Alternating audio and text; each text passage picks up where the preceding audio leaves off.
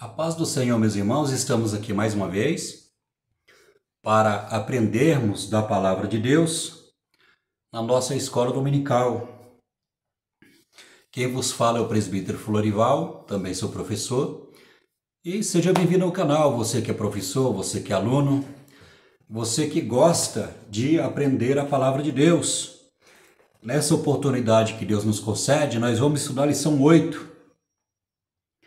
A lição 8 de escola dominical, que o título da nossa lição é Não adulterarás, uma obrigação moral para a santidade e a preservação da família.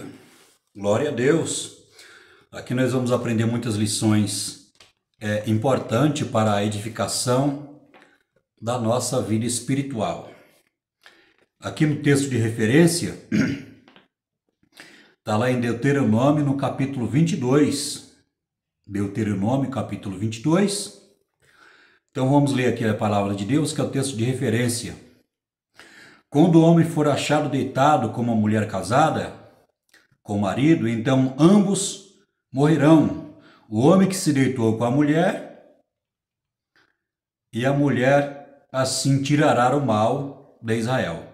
Quando houver moça virgem desposada com algum homem, e um homem achar na cidade e se deitar com ela, então trareis ambos à porta daquela cidade e os apedrejareis com pedras até que morram. A moça, porquanto não gritou na cidade, e o homem, porquanto humilhou a mulher do seu próximo. Assim tirarás o mal do meio de ti. Aqui é o texto de referência, né? Que é extraída o comentário aqui com o nosso bispo Manuel Ferreira, que é o comentarista da Escola Dominical, desse quarto trimestre de 2024.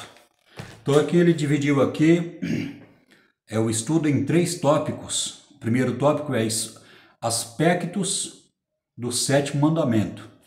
Primeiro, a definição de adultério.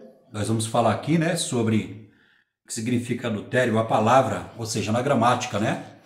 Não no seu contexto espiritual, né? No seu contexto espiritual, mas no contexto da gramática, nós vamos explicar o que significa adultério. No segundo ponto tem a natureza do mandamento. No terceiro ponto, a punição do mandamento.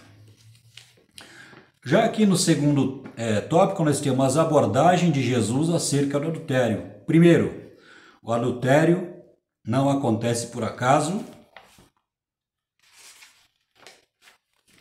Segundo, a unidade do casamento. Aqui no terceiro tópico, nós temos o objetivo do mandamento. Perdão, estou tossindo um pouco, a garganta não está boa. Mas nós precisamos gravar o vídeo. No terceiro tópico nós temos o objetivo do mandamento. Guardar a santidade do casamento, primeiro. Segundo, guardar a santidade no lar. Terceiro, guardar a estabilidade das sociedade, ou seja, a estabilidade da sociedade. Aqui nós vamos fazer um resumo aqui dessa 8ª lição de escola dominical, né, cujo tema é não cometerás adultério, não adulterarás, uma obrigação moral para a santidade e a preservação da família. Antes de entrarmos aqui no estudo, no comentário, eu peço a você se inscreva no nosso canal, dê um like aí, pode fazer o comentário que nós vamos ler todos os comentários que você fizer.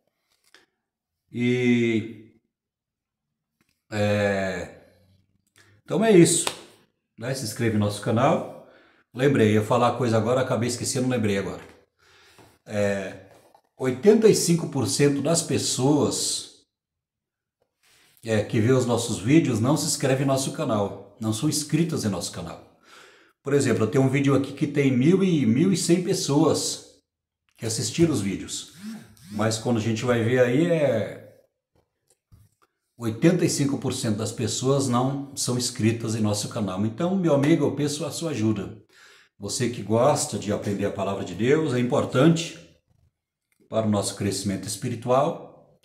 Você que é professor, você que é aluno, se inscreve no nosso canal. Você que gosta dos vídeos aí de Escola Dominical, se inscreva. 85% não vê os nossos vídeos, as nossas aulas de Escola Dominical e não são inscritas. Então eu peço para você aí nos ajudar a crescer. Glória a Deus por isso. Dito isso, então vamos estudar aqui a palavra de Deus. Dito aqui essas considerações, vamos então estudar a palavra de Deus no nosso primeiro tópico. Nosso primeiro tópico que diz assim: aspectos do sétimo mandamento. É importante dizer aqui também, irmãos, que eu não vou ler toda a revista de Escola Dominical, porque é muita leitura, né? É bem extensa aqui os tópicos aqui com comentário. Nós vamos aqui ler, digamos, a metade aqui da revista. Vamos aqui, eu passei a canetinha aqui nos pontos aqui que eu acho que é importante a gente fazer um comentário. E nós vamos aqui fazer um resumo, porque isso aqui na Escola Dominical é 1h30, né? Eu dou aula onde eu congrego na minha igreja, é 1h30 da Escola Dominical que nós estudamos. Tem muitas igrejas que é 1h, né? 1h que o professor tem para esboçar ali os estudos, comentário. Mas aqui nós vamos aqui fazer um resumo de 40 minutos aqui, para que o vídeo não fique muito longo, né? Para que o vídeo não fique se estenda muito. Aí, vamos ler aqui alguma coisinha e vamos fazer o comentário, né? Para ficar aí pelo menos em uns 45 minutos, para que o vídeo não fique muito longo. Porque as pessoas não gostam de ver vídeos longos. Infelizmente, a realidade é essa. Então vamos lá. Uma definição de adultério. Adulterar basicamente significa alterar a pureza ou a natureza de algo. Leite adulterado, por exemplo, é o excesso de água nele com a intenção de aumentar o seu volume, mas diminuir a sua qualidade.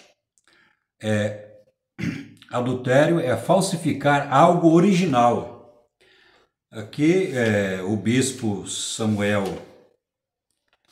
Ferreira, ele definiu o adultério, né? Ele definiu o adultério conforme a gramática. Conforme o dicionário, ele definiu, né, a palavra adultério ou adulterar.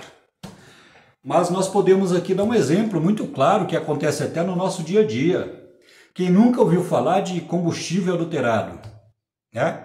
Nós podemos ver aqui que a definição dele é falsificar, né? É falsificar o original, né? Adulterar significa falsificar o original. Ele deu o exemplo aqui do leite, né? Que é misturado com água, que vai comprometer a qualidade do leite.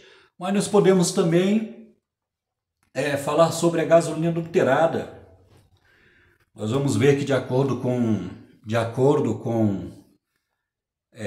as estatísticas, né? De acordo com as pesquisas, nós podemos ver que aqui em São Paulo, de 10 postos de gasolina, 8 postos de gasolina, ou seja, os donos, né, adulteram o combustível. Então nós vamos ver que nós podemos dizer que o combustível é adulterado. Então nós vamos ver aqui, de acordo com a definição da gramática, que adulterar significa falsificar o original, é contaminar o original, né? É tirar a originalidade do original, é contaminar, é alterar, é adulterar, né, algo que é original. Então nós podemos dar o exemplo aí do leite, mas uma coisa que acontece muito comum aqui em São Paulo, até no Brasil, é combustível adulterado. Mas aqui mais para frente, no ponto de vista espiritual, né, quando falamos do ponto de vista espiritual, temos o adultério que altera a pureza da doutrina. Então nós podemos dizer até aqui, eu vou dar outro exemplo aqui para vocês, de uma doutrina, né, adulterada. Nós podemos citar os testemunhas de Jeová. Os testemunhos de Jeová, não sei se os irmãos sabem disso, mas a Bíblia dos testemunhos de Jeová é uma Bíblia adulterada, ou seja, a tradução do Novo Mundo, né? É uma tradução de outra tradução.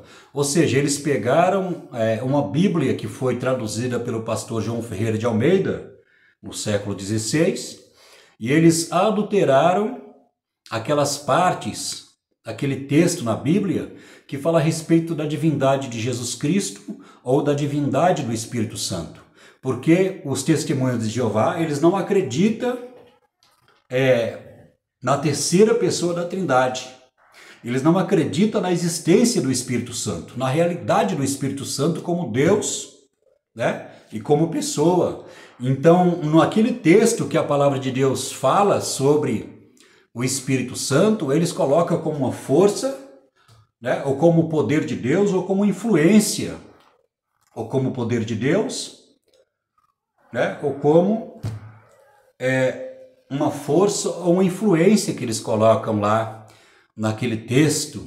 Por exemplo, lá em Gênesis, no capítulo 1, fala assim que quando Deus criou o mundo, a terra era sem forma e vazia, e o Espírito de Deus pairava sobre a face das águas. Está lá em Gênesis, no capítulo 1. Então, quando eles pegam esse texto, que fala a respeito da divindade do Espírito Santo da pessoa, eles colocam o poder de Deus, e o poder de Deus pairava sobre a face das águas. Então eles estão o quê? Eles adulteraram a doutrina da Trindade.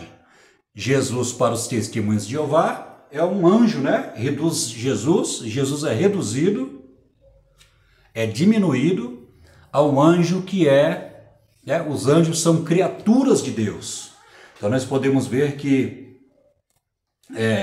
quando se trata aqui da adulteração da doutrina, nós damos esse exemplo aí. Tem vários outros exemplos, né, da doutrina da palavra de Deus, mas nós podemos dar esse exemplo que a Bíblia dos Testemunhos de Jeová, ela é adulterada nesses pontos aí que nós citamos pós agora, com relação ao Espírito Santo e com relação à divindade de Jesus Cristo. Aqui no segundo ponto nós temos a natureza do mandamento. Havia um grande contraste entre Israel e as demais nações com a forma como a questão do adultério era abordada. Nas civilizações orientais da época não era novidade punir o adultério com a morte. Para Israel, sim. Quando duas pessoas eram encontradas em um ato de adultério, se a mulher fosse casada, apenas a mulher era condenada à morte, pois a mulher era considerada propriedade do marido. Aqui nós podemos dizer que na época de Israel, daquelas nações, né, vizinhas de Israel lá, havia pena de morte, mas não tinha a questão da preservação do casamento, não tinha a questão, né, da santidade, não tinha a questão da moralidade no casamento, da preservação da integridade do casamento.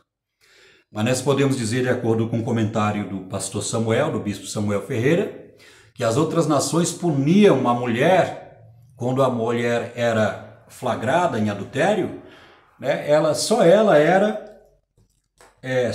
era punida com a morte, porque a mulher era considerada propriedade do marido.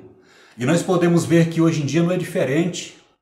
Nós podemos ver que hoje em dia, de 15 em 15 minutos, uma mulher é assassinada no Brasil, né, porque as leis não são alteradas.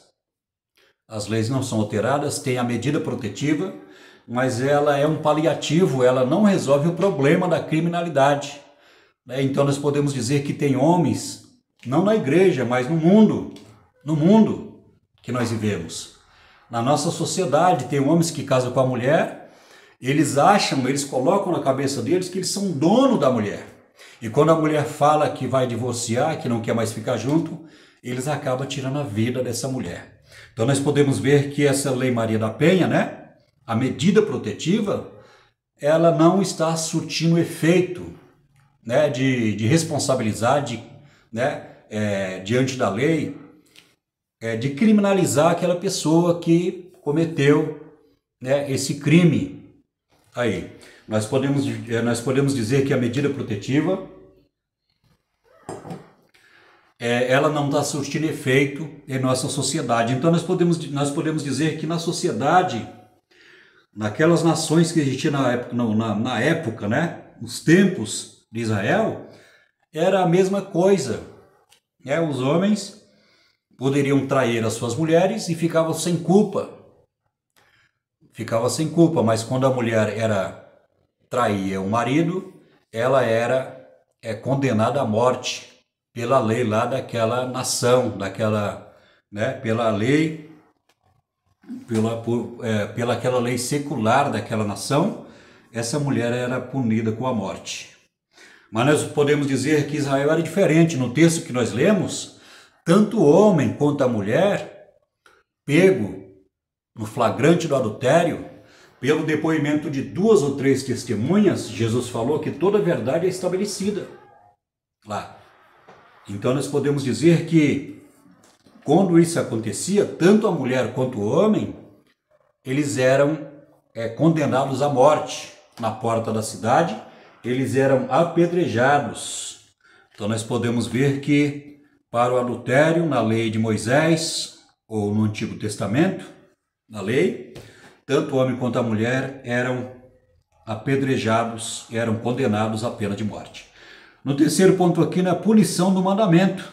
Mesmo na sociedade patriarcal, onde a poligamia era costumeira, contrariamente ao plano original de Deus, tanto homens quanto mulheres tinham de compreender que havia limites muito demarcados no que se refere a respeito de se devia de ter nas relações conjugais, mesmo quando o homem tomava mais do que uma esposa.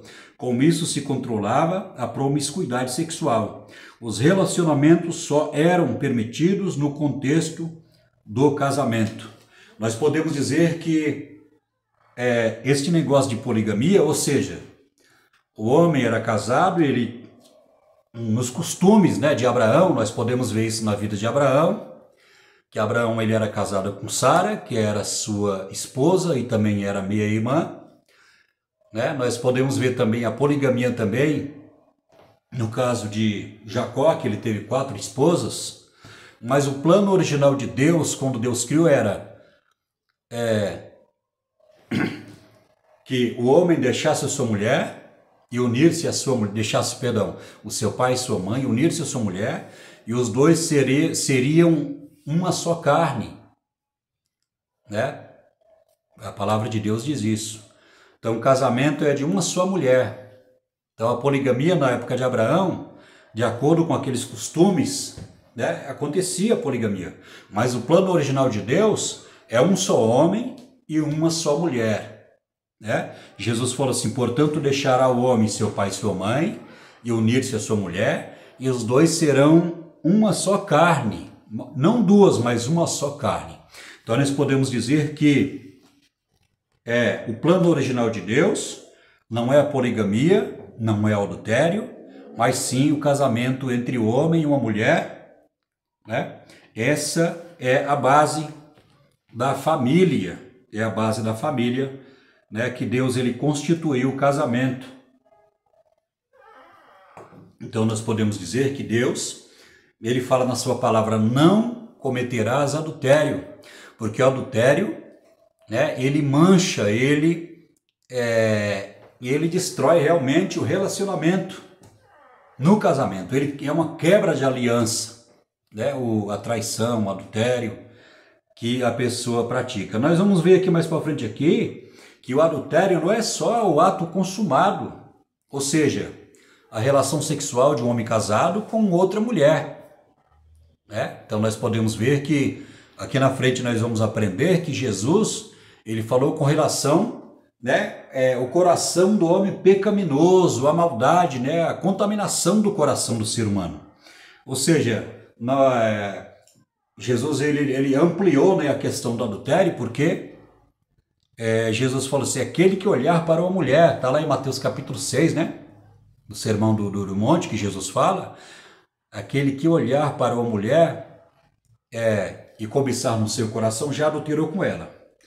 Então vamos aqui para o segundo tópico, a abordagem de Jesus acerca do adultério. O adultério não acontece por acaso. A Bíblia nos ensina que somos atraídos, engordados por nossa própria cobiça.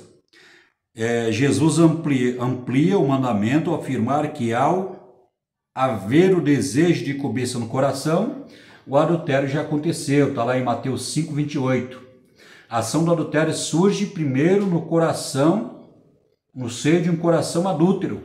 Coração que cobiça a mulher alheia, motivada, estimulado por desejos carnais desenfreados e que anula a sua capacidade de discernir tanto o bem quanto o bem do mal, né?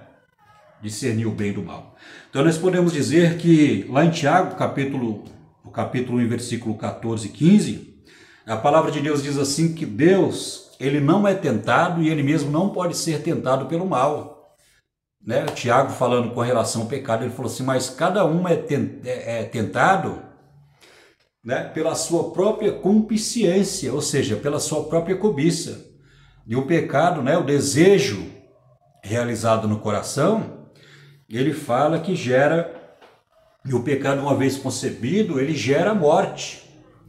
Né? Ou seja, o pecado está gerando ali, está gerando na mente e no coração daquela pessoa, o pecado ele está gerando ali, e quando esse pecado ele é consumado, aí vai gerar o que? A morte, né? A morte espiritual, né? Consequentemente também a morte física. E se a pessoa não se arrepender do seu pecado, se a pessoa não buscar uma aliança com Deus, né? A pessoa realmente ela vai espiritualmente morrer. Espiritualmente ela vai morrer, né? Porque o pecado mata. Né? O pecado é separação, lá está em Isaías capítulo 59, que o pecado nos separa de Deus. O pecado levanta uma barreira, uma muralha, que nos separa de Deus através da nossa desobediência. Então o pecado, ele tem que ser confessado, renunciado, né? Deixar ele de lado, buscar o perdão de Deus, buscar o renovo da parte de Deus, buscar a presença de Deus, né? E buscar um renovo da aliança na vida daquela pessoa que cometeu o pecado. Então nós vamos ver que Jesus falou com relação ao pecado, que o pecado de adultério, para ser pecado de adultério, não precisa ser só consumado ali, ou seja, ter relação sexual daquela pessoa que é casada, mas Jesus fala que o homem, quando com o coração dele contaminado pelo pecado, se ele olhar para a mulher e desejar no seu coração, Jesus fala que já adulterou com ela. Então, nós podemos dizer que Jesus ele ampliou, né? Ele estreitou mais, ele estreitou a porta, ele estreitou os mandamentos, né? A doutrina da palavra de Deus. Então, nós podemos dizer que no Antigo Testamento, para ser cometido em adultério, primeiro, tinha que ter a relação sexual daquela pessoa que é casada, e para se comprovar realmente que a pessoa ela cometeu esse pecado, tinha que ter 2 ou 3 testemunhas e confirmar, né, essa verdade através das testemunhas lá. Então era chamado os anciões, era chamado o sacerdote, e aquela pessoa ela ia ser denunciada, ia ser julgada e também ia ser condenada, né, pelo depoimento de 2 ou 3 testemunhas. Então nós podemos dizer que Jesus, para cometer esse adultério, não precisa ter relação sexual. Simplesmente o que Jesus falou é olhar para uma mulher, desejar no seu coração, Jesus falou que já adulterou com ela. Então nós podemos dizer que Jesus ele ampliou, né, ele estreitou, ficou mais difícil. Ou seja, não dá para servir a Deus de aparência. Ou a pessoa tem comunhão com Deus, ou a pessoa tem, né, a vida com Deus, ou não tem. Não tem como servir a Deus de aparência. Não tem como. Então nós podemos dizer que com Deus é ou não é. E Jesus falou assim que Deus ele procura os verdadeiros adoradores que o adorem em espírito e em verdade. Então nós podemos dizer que não tem como nós enganarmos a Deus, porque Deus ele tudo vê, e nós precisamos realmente, estar diante da presença de Deus, porque Deus ele tudo vê. E Jesus falou assim: eu conheço as tuas obras, lá no Apocalipse no capítulo 3, eu conheço as tuas obras. Então Deus ele vê o nosso coração, Deus ele vê a nossa atitude, Deus ele vê a motivação do porquê que nós estamos fazendo alguma coisa na sua obra. Diante de Deus não escapa nada. Glória a Deus por isso. Porque Deus ele não só vê as intenções do nosso coração e o nosso comportamento, mas Deus ele vê tudo aquilo que nós fazemos para ele de todo o nosso coração. Então é gratificante servir esse Deus, que nos recompensa quando nós fazemos com alegria, com amor, com humildade, tudo para a glória do teu santo nome. Vamos aqui para o segundo ponto, a unidade do casamento. O Novo Testamento define o casamento como uma representação da nossa relação com Jesus Cristo. A união entre marido e mulher exemplifica a união entre Cristo e a igreja. Essa definição nos ajuda a entender que para nós todo ato de imoralidade sexual é um tipo de profanação espiritual e um atentado contra o Filho de Deus. Então nós podemos dizer que todo pecado que o crente comete é contra Deus. Nós podemos dizer assim. E nós podemos dizer também que Paulo, Efésios capítulo 5, 32, Paulo faz uma comparação entre Cristo e a igreja. Ele pega o casamento, e ele faz uma comparação. E ele fala assim que o marido tem que amar a esposa com amor sacrificial. Ele fala assim como Cristo amou a igreja, que os maridos amem suas esposas. Então Paulo está falando, ele está falando sobre o amor de Jesus Cristo pela igreja. A igreja é noiva, e na ocasião do arrebatamento da igreja, a igreja vai passar a ser esposa de Cristo. Então nós podemos dizer que Paulo ele faz essa comparação, essa analogia aí. E nós podemos dizer também, como diz aqui o comentário aqui do pastor Rubens Samuel Ferreira, que a imoralidade sexual é um tipo de profanação espiritual e um atentado contra o Filho de Deus. Então Paulo ele fez essa comparação, que a mulher é esposa, e a esposa ela ama o marido, e o marido deve provar para a esposa seu amor com um amor sacrificial, com a sua esposa. Então aí tem que haver uma aliança de fidelidade entre o marido e a mulher. E o marido tem que amar a sua esposa com amor sacrificial, e a mulher, por sua vez, sendo esposa, ela tem que ser sujeita ao marido. Porque a palavra de Deus fala assim que Jesus é o cabeça do marido e o marido é o cabeça da mulher. Está na palavra de Deus, está na Bíblia e nos ensinos de Paulo. Então nós podemos dizer aqui, que quando há um ato de adultério, há uma profanação, da aliança. A aliança é quebrada. É quebrada a aliança. A aliança é quebrada. Então devemos tomar muito cuidado hoje em dia, porque devemos tomar muito cuidado. E quando Paulo fala também a respeito do casamento, quando ele fala a respeito da relação sexual, ele fala que a mulher pague ao marido, pague ao marido o devido valor, e o marido também paga a mulher.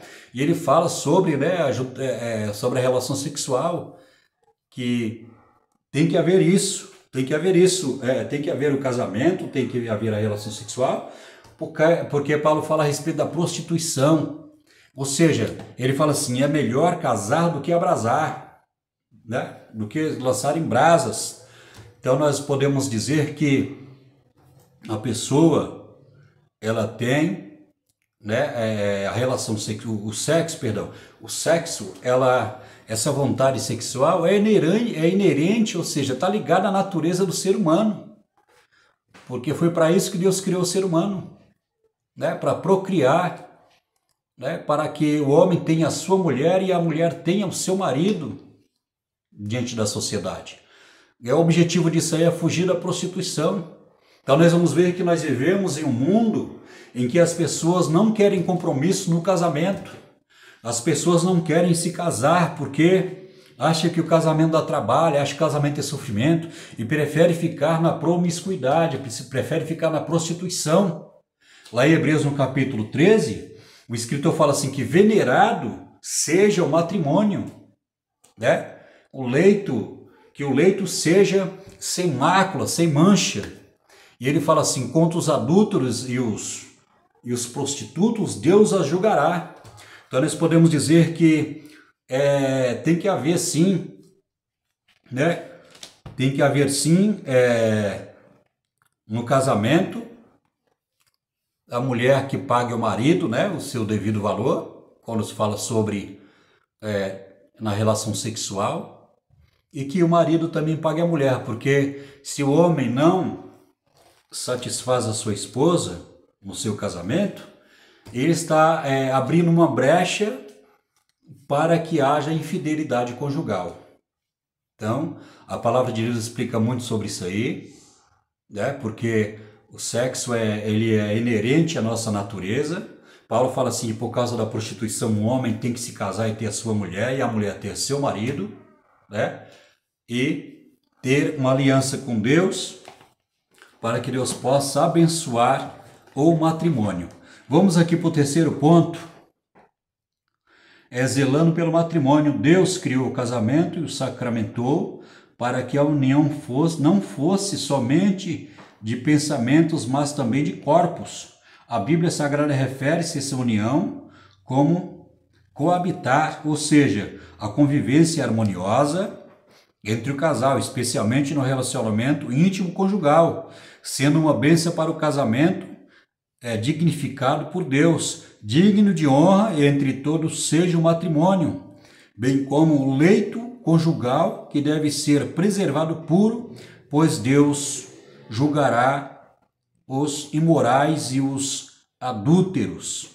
Então nós podemos dizer aqui que zelando pelo matrimônio, né? Que Deus, como diz aqui o comentário aqui do bispo Samuel Ferreira, que o casamento é algo sagrado, o casamento é algo importante, o casamento, né, ele constitui a família, e a família, ela foi constituída por Deus. Quando Adão estava lá no Jardim do Éden sozinho, né, só tinha ele, e ele via todos os animais, cada um tinha um macho e fêmea. Deus falou assim, não é bom que o homem esteja só, farei para ele uma ajudadora que lhes corresponda nas suas necessidades, né? Como homem, como marido, na sociedade. Ele falou assim, que lhes corresponda. Aí Jesus falou assim, olha, portanto deixará o homem seu pai e sua mãe, unir-se a sua mulher, e os dois serão uma só carne. Então nós podemos dizer que Paulo tem um texto aqui, não lembro agora onde ele fala, que o homem, quando ele tem relação sexual com prostituta, ele é um só corpo com ela, né? Ou seja, é um só corpo quando ele tem relação. Então Paulo fala assim, fugir da prostituição, porque o pecado que o homem pratica no corpo é pecado, mas aquele que pratica o pecado no seu corpo, ele está manchando o templo do Espírito Santo, ele está manchando, né? Ele está contaminando o seu corpo, que é o templo do Espírito Santo. Então o casamento, ele é sagrado, o casamento foi constituído por Deus, o casamento e a família são uma das colunas da sociedade, são as bases que sustentam a sociedade, é a família. Glória a Deus por isso. Vamos aqui então para o terceiro tópico, né, que fala sobre o objetivo do mandamento. Guardar a santidade do casamento. Infelizmente, em nossos dias, o adultério tem causado a desintegração de muitas famílias. ele é uma potente arma que ao longo do tempo tem devastado a estabilidade dos núcleos familiares, portanto, a estabilidade da sociedade. Então nós podemos dizer que Satanás, o diabo, ele mira na família, ele luta contra a família, né? Porque ele sabe que a família, né, foi constituída por Deus. Então Satanás, ele quer pegar aquele jovem que quer jogar nas drogas, ele quer pegar aquela menina lá, ele quer jogar na prostituição, ele pega lá o pai de família, quer jogar no pecado, na droga, na cachaça, no adultério. Então a palavra de Deus diz que o diabo veio para matar, roubar e destruir, e Satanás ele mira na família, né, na nossa sociedade. Então nós podemos dizer que muitas pessoas não querem casar porque elas acham que o casamento é só ter o prazer sexual, a satisfação carnal, a satisfação sexual, mas o casamento não é só isso. O casamento vai bem além do que ter relação sexual e procriar e ter filhos, não. O casamento vai bem além disso. Paulo falou, ele fez a comparação entre Jesus e a igreja e o marido e a mulher, ele fez a comparação. Então, o casamento não é simplesmente o casamento é simplesmente ter uma companhia, né, ou ter relação sexual com aquela pessoa. Não, vai muito além disso. O casamento vai muito além disso. O casamento é uma família que Deus constituiu, né? E nós podemos dizer que a igreja ela é feita de famílias, ela é constituída de famílias, né? Não dá para separar a igreja e a família, não dá para separar, porque a igreja é constituída de famílias. Então nós podemos dizer que Satanás ele luta contra a família, principalmente na igreja, Então nós podemos dizer que o casamento ele é sagrado, o casamento ele é a estabilidade da sociedade. Nós podemos dizer que uma sociedade que o casamento não é valorizado, nós podemos dizer agora aqui, na nossa época, que o casamento tem sido atacado pelo feminismo, né, pelo tal do feminismo, pelos grupos LGBT, né, tem países da Europa que foi legalizado o casamento de homem com homem, né, legalizado o aborto. Então, todas esses comportamentos pecaminosos, né, homossexual, lésbica, transexual, o pecado de aborto, né, a pessoa abortar o filho, e casamento, né, de mulher com mulher, homem com homem. Então nós podemos dizer que tudo isso visa destruir a família. Tudo isso visa destruir, porque a família ela foi constituída por Deus e ela é a base da sociedade. Ela é a base da sociedade, a família.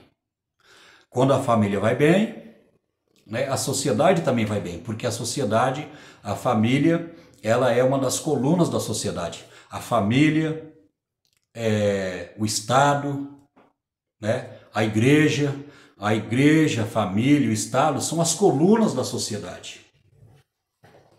A palavra de Deus, Hebreus no capítulo, Romanos no capítulo 13, fala que Deus ele constituiu as autoridades por causa do pecado do ser humano. Né? Então, sai um pouquinho aqui fora para falar, mas se falamos sobre as colunas da sociedade, nós podemos dizer que a igreja é uma coluna da sociedade, nós podemos dizer que a família é a coluna, e nós podemos dizer também que as autoridades, né, são também a coluna da sociedade. O policial, o delegado, o juiz, o promotor, né, são as colunas da sociedade. Então nós podemos dizer que famílias destruídas, nós podemos dizer que há sociedades também sem estabilidade. A sociedade sem estabilidade, quando as famílias são destruídas. O filho nas drogas, a mulher na prostituição, o marido traindo a mulher. Então nós podemos dizer que que realmente fica difícil a situação, né? O pecado se alastra e as famílias são destruídas por causa do pecado. Por causa do pecado e por causa dessas leis que estão sendo aprovadas com o objetivo de contaminar, né? De tirar toda a importância da família, porque a família, ela é sagrada.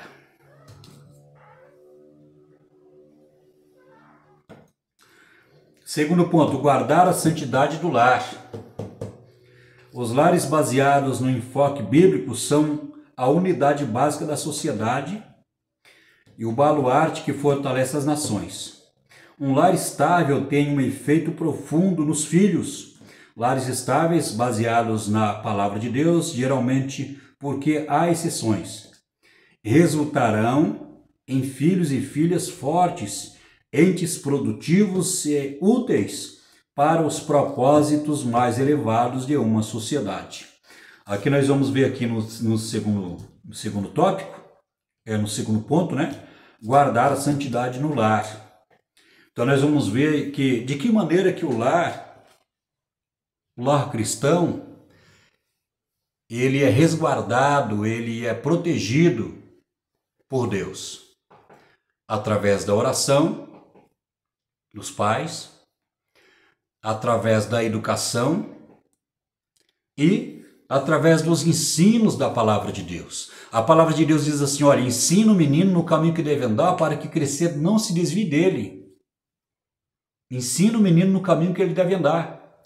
Então nós podemos dizer que a oração na família é importante, né? A educação, educar o filho, os filhos com os princípios da palavra de Deus, os princípios da palavra de Deus, né? E ensinar os seus filhos, ensinar a respeitar o próximo, ensinar a ter educação, ensinar, né? Ensinar o que deve se falar a verdade, rejeitar mentira, né? Ser fiel a Deus, guardar os mandamentos da palavra de Deus. Nós podemos ver que, né, guardar a santidade do lar é através, né, desses princípios da palavra de Deus. Então nós podemos dizer que é uma família que não tem estrutura, né? Digamos assim, uma família no mundo onde o pai bebe muito, né? A pessoa é envolvida com bebida alcoólica, onde se fala muito palavrão dentro de casa, né? Onde a mãe e o pai não fica policiando os filhos, né? Os filhos ficam direto na internet, muitas vezes vendo coisas que não é para ver, né?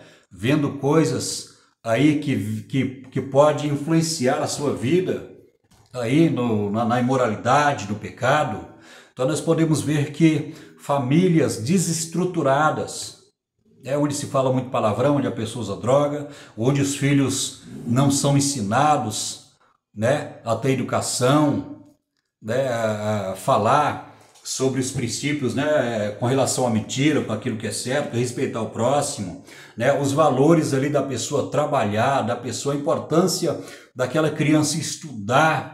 O pai falar para aquela criança, filho, estuda para você ter uma profissão, para você ser uma pessoa, ter uma profissão, para você ganhar dinheiro, para você construir uma família. Tudo isso são princípios na sociedade que vai estruturar a sociedade. Eu estou falando de uma família que não é crente.